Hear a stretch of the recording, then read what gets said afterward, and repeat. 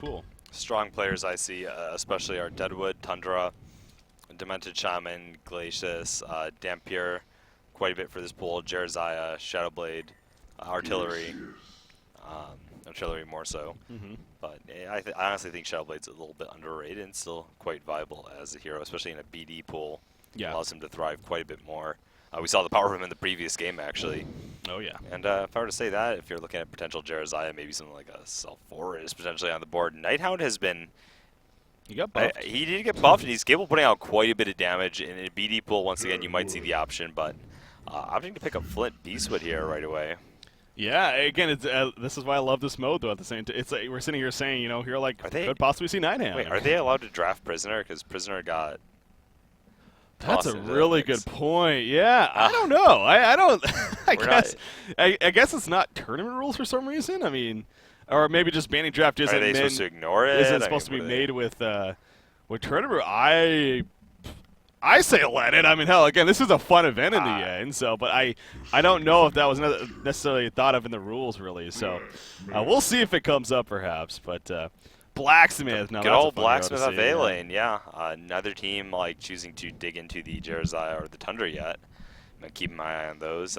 Deadwood, another hero that works well with that is Demented Shaman, although their laning would be a little bit awkward at this point because they would pretty much have to run a sniper in the aggressive lane if they did that, because you need to throw Demented Shaman solo short. Wouldn't really... Flint Beastwood. So they are going to pick it. Okay. They are. So run more of a support Shaman, it looks like, actually, in this game. I guess Glacius was taken up, so it's one of the only viable remaining options. You can get away with the Revenant, or if you're really, really suffering, you can get around with the Kinesis too. Yeah, not one you're leaning towards, though. Hellbringer going to be picked up here. Okay, so again, we see Hellbringer, but last game, unfortunately, we did see him as a very heavy support role type play. So I definitely hope that's different this time around. Defiler being right-clicked, eh? Been a while since I've seen Defiler. Wouldn't be too surprised. Jeremiah was a pretty good pickup here. Look at the immense amount of physical damage they have coming out on the Hellborne side. And yeah, glad they actually wound up drafting it. So now what do you get here if you're... yeah, they need another laner hero, like a point hero for lane, because they have their solo. And then pretty much they're looking at lanes or for a tri-lane setup, with a Demented Shaman not really looking at that tri-lane so much. So. Yeah, there's something like a Pestilence here I could see. Pestilence would help with the minus armor aspect. It would, but they're going up against a Jeremiah here, so committing to the whole physical, I feel like they could use more in the terms of magic. I mentioned Self before, potentially being viable, but Revenant? I'm going to go Revenant in the end. So taking a look, I mean, it does give him... Actually, Revenant's really powerful with Deadwood. Yeah. It gives him a really nice gank squad right there. And the minus armor, actually, from the E later on is not to be discounted as well. Yeah. So Revenant going to be snatched on up here. Yeah, so all five ready to go here now for either side. With that said, you see that ready up there on the Legion side and on the Hellborne side, and then we'll be jumping into game number 1 here. So, again, you even see one of the players giving you a nice shout-out there, Emperor. So, lucky you getting a shout-out. I'm Holly. Nice. I'm the love of his life? Apparently, man. I have to... Gotta hit him up. Have to talk to this guy, yeah. I love seeing Blacksmith over here, though. That's going to be a lot of fun. I mean, you know, what could be better than rolling the dice, really, with a hero like Blacksmith? So that's definitely exciting to see. And honestly, I've always said this, too, about Blacksmith. I mean, I get why we don't see him in the end, but I do think it's a little bit underrated to an extent, especially with that Frenzy ability. That is a great late-game ability, man. Frenzy can be very powerful in certain heroes. A hero like Forsaken Archer. I mean, it's a right-click any carry, really, and does increase the cast speed a bit. So, yeah, it's viable. One of the nice things about it is that Shrunken Head, you can apply it afterwards, and you don't purge off the Frenzy. You keep the buffs of it. At least in the past it was. I'm not sure if they changed that or not, but for the longest time, that's how it interacted. So, yeah. Pause. It's kind of funny because actually the first year we didn't have any pauses. Now that I think about it, or I guess at the beginning of the game at least. So we made it through that series, but now we got to knock on wood because this is you know that I said that this game's going to just be filled with pauses now. Yeah, they're really looking for something like a Hellflower, potentially ultimately coming out for the Deadwood or someone after there. He's looking for a response, man. Gotta. So yeah, well, this Hellborne team. I mean, I was mentioning Pestilence, great for minus armor addition, but hey, even with Revenant, she actually does bring in the minus armor to an extent with that Essence strat, and that's obviously it can be a great tool as well, just in general. He did receive a Staff of the Master upgrade, that balance patch. Obviously, not saying that he will go it by any means, but the idea that it even goes to another person when he gets a level 3 ultimate is pretty cool, but. Probably not going to see that. But it is exciting to see a hero like Revenant. Granted, he's going to be playing at the support role, it looks like here. Yeah, I do like more of that carry. Revenant puts out a surprising amount of burst damage. Even the solo role he can tend to dominate, but yeah, gonna be a supporter there. But with a Deadwood, I like it. How else do they do in the rest of this? We see the Tundra heading top. He's not going to actually do the suicide. They're going to go more of an aggressive setup, and yeah, Deadwood's going to join him. So Deadwood's going to probably join the bot lane, is my guess, if Tundra's already heading top. Yeah. And it looks like they might actually run more of an aggressive try using this Demented Shaman. Didn't really expect them to really push that hard for it early on. Otherwise, they're going to run dual lane mid and just come down here to ward. But yeah, maybe they'll choose some mana lane for a little bit, get lane control on the first couple waves, and then rotate. Because, you know, Flint Beastwood's more than able to hold his own in mid until they come, so. Yeah. I could see them, like, yeah, creating the tri-lane, creating lane control, maybe boxing him out for an experience advantage, then choosing to adapt from there. Yeah, we'll see if that happens to be the case here for our Hellborne side. So it's just kind of funny seeing all these different tags from EG to BXF, and yeah, the team as a whole is called trademark apparently for this event. So speaking of actually the EG guy Shammer there, I was trying to figure out who this guy was because I was looking at his stats, and he has an impressive win record. I mean, he was something like, I think it was like 63-1 win-loss record in public games. And I'm not looking too much into it, but I thought that was interesting. So perhaps expect some big plays out of this guy. Who knows? But it looks like Flint Beastwood is going to be coming down here. It is going to be a tri-lane setup here. So Deadwood's going to end up being in the middle, actually. And we'll see, again, how adjustments are perhaps made from that. But you see the 8-1-4 tag team over here. They're all up at the top side looking for a kill early on, but Tundra's just hugging that tower, so I don't see it coming out. We'll see how our Legion team, though, spreads out now as they continue to move around up here. Looks like Jerizai is going to be a big-time focus of farm with that hatchet, a shield build, of course. Blacksmith in the meantime, he's going to be a roamer. Yeah, I mean, they actually have very, well, I'd expect to see, yeah, more of that FA Glacius lane, Blacksmith roaming, solo Hellbringer, solo Jerizai. I was actually preferring to see the Hellbringer mid and the Jerizai side because I figured Jerizai would be able to survive down there at least, and he denies on the Jerizai and the side lane wouldn't matter as much because he's a melee hero, so just getting those levels in, but he's going to play more of that. Yeah. That is true, yeah. Like this. And Hellbringer is I feel like Hellbringer could squishy. gank a little bit easier more with a Blacksmith roaming too. Yeah. So I would have liked, yeah, I definitely would have liked to actually see the Hellbringer mid and the Jerizai side lane. As far as the top lane goes, though, that is one absolutely sickening tri-lane. Like, that is Tundra needs to be absolutely mammoth. And Tundra, see you later, bro. That's, right, are they not? Ooh. They stacked the freeze. Yeah. And they didn't stagger it really the best. Maybe if they staggered it, maybe that's just miscommunication. That's why they did fully going. But, I mean, okay, it's not like they needed to do it right off the bat at the same time. So no, I was more saying for, like, huge rest, but they're keeping lane control up and quickly establishing it there, so probably didn't want to. Oh, he's going to draw the creeps there. He should pull back to the lane, yeah. Another So keep him freeze. soften up. Yeah, Tundra's going to have a bad time. I love Blacksmith's items right there. He tries to come in right there with the fireball stun, but not able to get a range. But yeah, mana potion, health potions, and tangos. I mean, he is just all about the region. Two here. rev Actually, wards. it's So two he's like, I'm revs, going to yeah. roam on you, and you're going to have to deal Interesting. with it. Oh, speaking of roam, here they come towards the middle lane. Deadwood needs to be careful. Realize that they're missing in action. There's no sights for him, no vision for him. This is a dead Deadwood. He's going to get bloodlusted Yeah, here. there's no way you can escape He's dead. Blacksmith's shot from here. There's the fireball. Here comes the freeze. The heal bomb on top, and Jerizai picks up the bloodlust. As a spectator, we could see it coming for a good 10 seconds. Unfortunately for Holy Saints, he only had a split couple of seconds to react and wasn't able to do so in time. So This Legion team just got the much more aggressive supports out of this bull with that Blacksmith up. Kind of like a Magnus on steroids when it comes to roaming, because you can cast that stun so many times level 1. Oh, yeah. No travel time, pretty big range, 600. Eventually gets that slow too. With only 1 point at level 2, he gets a 15% slow for I think almost 8 seconds. So yeah, absolutely huge when it comes to that roaming slot. You know what's just hitting me too is the synergy possibility, especially as later on, Hellbringer and Blacksmith between that Flaming Hammer and we the used to see the it a Life lot Void. back in the day. That was an old when those school abilities combo, were so even better. Yeah. I do think that the Legion team is overall a more active team and easier to put together the pieces than the Hellborne team, who's relying on sort of the laning going well and then putting together the team fights. Maybe some Revenant roam with the early Snowball from Deadwood, scouting out from Tundra. It's more complicated, whereas it seems like the Legion team is more point and click.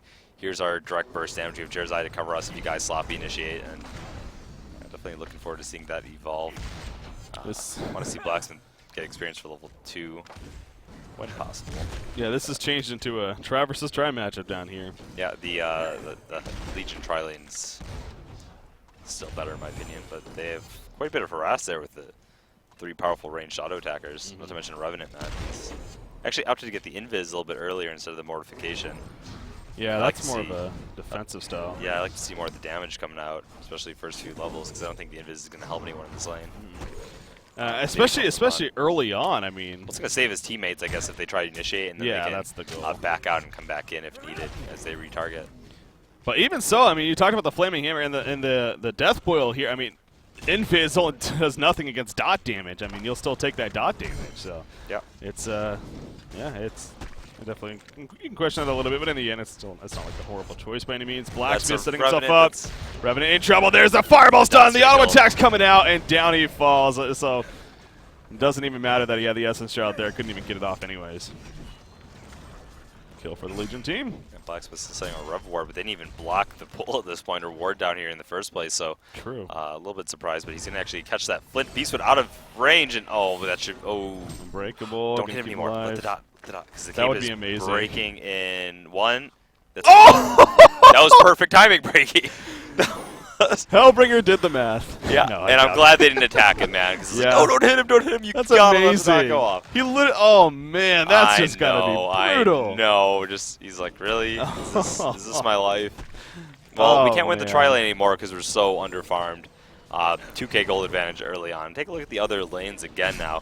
Again, FA level 5 against the Tundra, level 5 against Tundra level 5, but FA notoriously does pretty well against other melee laners. So Tundra's sitting at only 180 gold per minute, trying to pick up farm with that axe, and he does have his bottle here, so FA still has a decent amount of regen though, and should be fine there. Yeah. Meanwhile, the mid lane, we saw the Bloodlust Skull coming out for Jeremiah.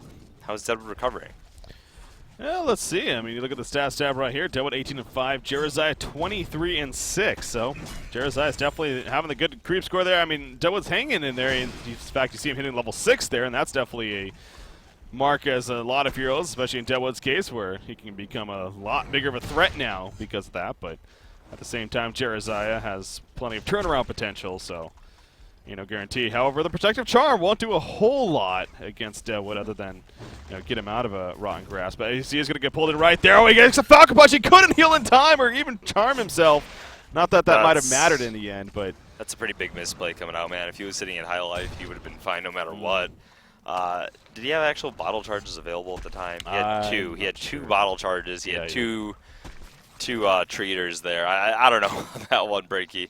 But either way, well played by Deadwood, man. Holy Saints finding that angle and pushing forward in spite of the level 6 Jeremiah with the Bloodlust skill. 150 extra gold per minute on him. He just smacks him right on down and takes the edge in the lane. he'll take it. Ooh, Forsaken Archer nearly killing Tundra, but Tundra able to squeak on out of there, so it's Diffuse, able to survive, and he's going to make all the way back to base, it looks like, and get his regen on, so good news for him. Meanwhile, at the bottom lane, Invisible Glacius coming down here, just picking up the rune. Going to try to get some good positioning here. Blacksmith still level 2 off to the side, though. In the meantime, Hellbringer not going the Life Void still, but they do not have dust. They do have the revs on Blacksmith still. Okay, there's the freeze right there on a Flint Beastwood and the Flaming Hammer. The Fireball stun coming out. The Death Boil is applied. Flint Beastwood dropping quickly. The Unbreakable was applied. It is going to save him initially, and it will keep him alive in the end. So Still, they're forcing them to use all their spells reactively. Yep. And they can just keep going on and comboing. One thing I might recommend is that they don't actually commit with all their spells, like Blacksmith and Glacius. Instead of using their full combo, maybe you could just see the Blacksmith stun, the Glacius freeze, the Hellbringer nuke, And then it's conserving their mana quite a bit, but you're getting in a lot of auto attack damage too and forcing them to use those defensive spells still. So then you can keep comboing more and more and whittle down their resources even faster. True. They do have a Ring of Teacher down here on Hellbringer. Speaking of the Hellborne side, Flint Beastwood actually got the Ring of the Teacher here, so for them. So both sides do have it, obviously, but definitely is being won right now by this Legion team. In fact, Hellbringer's farm 20-9 now compared to Flint Beastwood is 19-10. So yeah, Blacksmith needs to pick up a mana battery, man. They're going to be casting spells every single time they go in, so he's guaranteed multiple charges. That's true. The low mana cost of his spells in general would give him an extra little burst. Not so sure about. They got level 2 hammer, so that's actually really well placed, and he actually got him in the AoE of it. There's a very small AoE on the level 2 hammer that I don't even know if that's listed, but. And meanwhile, at the top lane, I'm just so intrigued by this Tri versus Tri lane down here. Expect a lot of action, but 6 heroes versus 2. Yeah, but Tundra now he's been constantly getting some good pressure, has been able to survive, but not this time apparently. And look at Forsaken Archer too. He's level 8 now. He is a top farm in the game, especially after that kill. 345 gold per minute. He's doing some work here for the Legion side. So. Yeah, I already don't like the Revenant's build too. Yep. Honestly, I'm not a big fan of leveling up the Defile. It's okay, but you actually need to put those autos in to get it to happen, and if you do the math, the mortification actually does more per level. Yeah. On top of increasing magic armor, on top of the fact that it's Fire and Forget with a really good cast range. 700 cast range of mortification. Compare that to most spells, it's really easy to get off safely. So it's Fire and Forget. It's just better overall. It has AoE presence to it. Granted, they don't have a lot of AoE with their team, but yeah, I'm not a big fan of seeing I think the only way you could argue Defile is if you were more of a solo role. But the fact that he is a heavy support Revenant here. Honestly, even in the solo role, the mortification is better in that too. You think so? Fire and Forget, yeah. That's true, yeah. But yeah, I don't know. It's just support though. I just don't like it. It's the way a lot of people like to build them in the past. I guess it's a little bit more mana efficient if you're just going for that instead of having 3 spells to cast. You only have 2. Ooh, middle lane, they're going back and forth, but Jerza and Deadwood both going to be fine. You see Deadwood still has that Falcon Punch ready to use, so just not finding the appropriate opportunity right there. So Jerza, after he got killed, he is still farming very well, 330 gold per minute, but so is Deadwood with that said.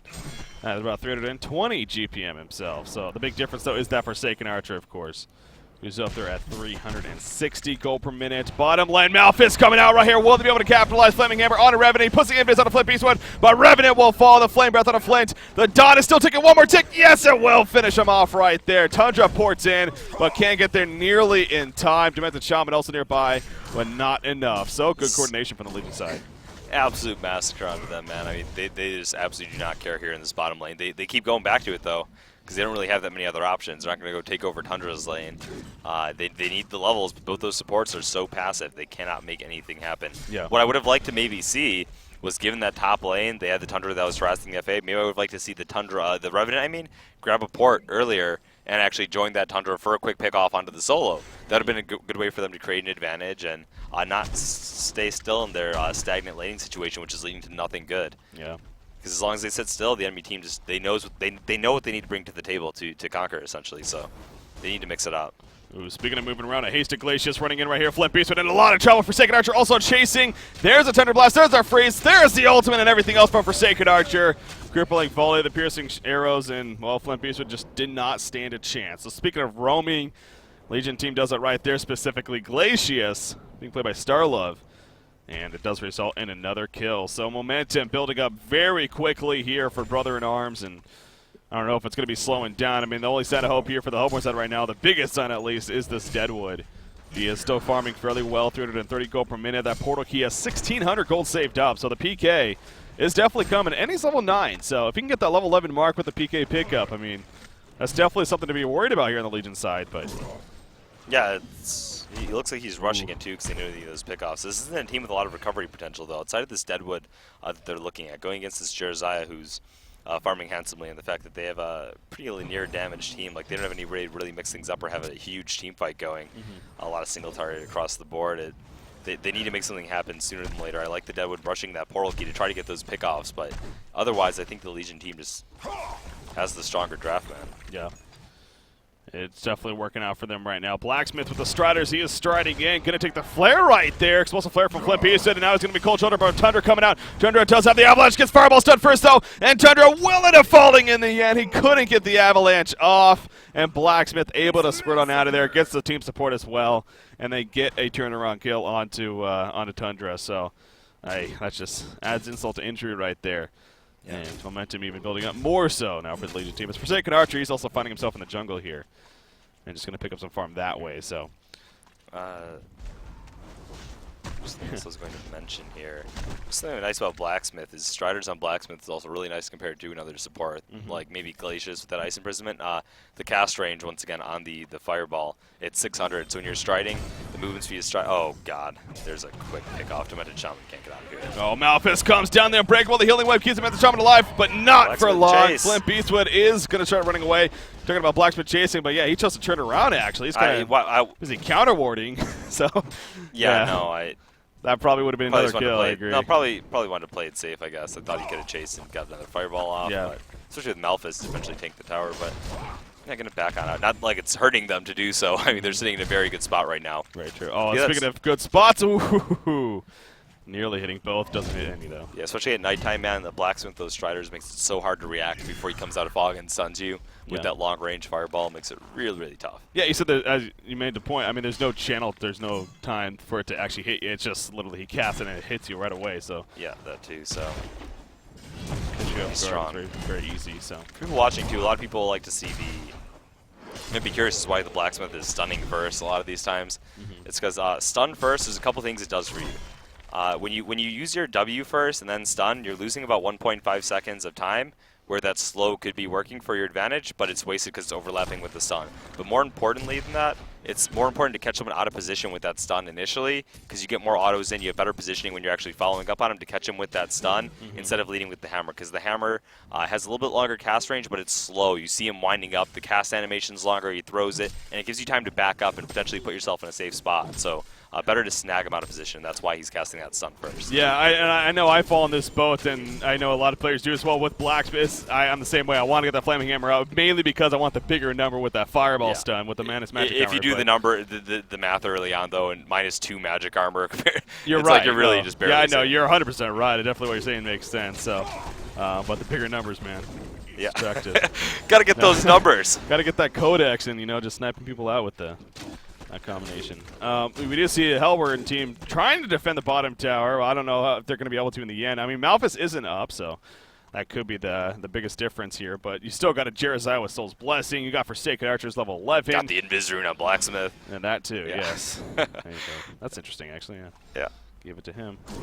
It's going to be the initiating stun, I suppose. Hellbringer's got only 20 seconds left on the Malphus. I feel like it just came out, so yeah. At this point they're grouping up as 5 because they know they can't win the split clashes either because they don't have the gank potential, but they can't win the 5-man fight. Yeah. So, especially not against this Hellbringer-Jerizaiah combo, so they're really just damned if they do, damned if they don't. Tough spot indeed. Shiver going to start scouting some things out, so another benefit that the Hellborne team does have is Tundra with that Shiver. Going to give them some good information, of course, and Flint Beastwood, I mean, man, he's still level 5, obviously being part of that tri lane. That's where that doesn't help. And then on top of that, the only 137 gold per minute. He's sitting on Steam Boots and Ring of the Teacher. He is not going to be competing with this Forsaken Archer right now. Tundra being gone on only Shackles. There's the Malphus that hits 3 heroes in the background. Jerizaiah with the heal as well. Tundra's going to fall. Piercing shots coming out. And the Soul's Blessing appears. Deadboy thought he had a chance right there, but not for long. He's now getting turned on. We already see GG's being caught. Don't know if it's going to be official. Jerizaiah is Jason, though. The tower is falling. There's the double multicast. At least we got to see one of them come out as Flint Beastwood gets picked off. They're just falling left and right. And there we go. We basically have about a 16, you can even say a 15-minute victory there for our Legion team in Brother in Arms, man. Dominating victory. Very, very solid draft by Diddy-alicious. I love their tag, by the way. Brothers in Arms. The 8 is the B, the 1 is the I, and then the 4 is the A. Didn't even think so about it's that, Brothers in Arms 814. Good point. So that's a really unique tag. I love seeing that team. But yeah, overall outdraft, really well played, and going to be curious to see how they respond in Game 2. I know they didn't want to pick a Deadwood into an entirely physical damage-reliant team into a Jerizaiah with no roam potential. I guarantee that wasn't their plan going into it. They just got a little bit mixed up, and Game 2 should be stronger. It should be. It should be. So we'll see. We'll see what happens. But obviously, again.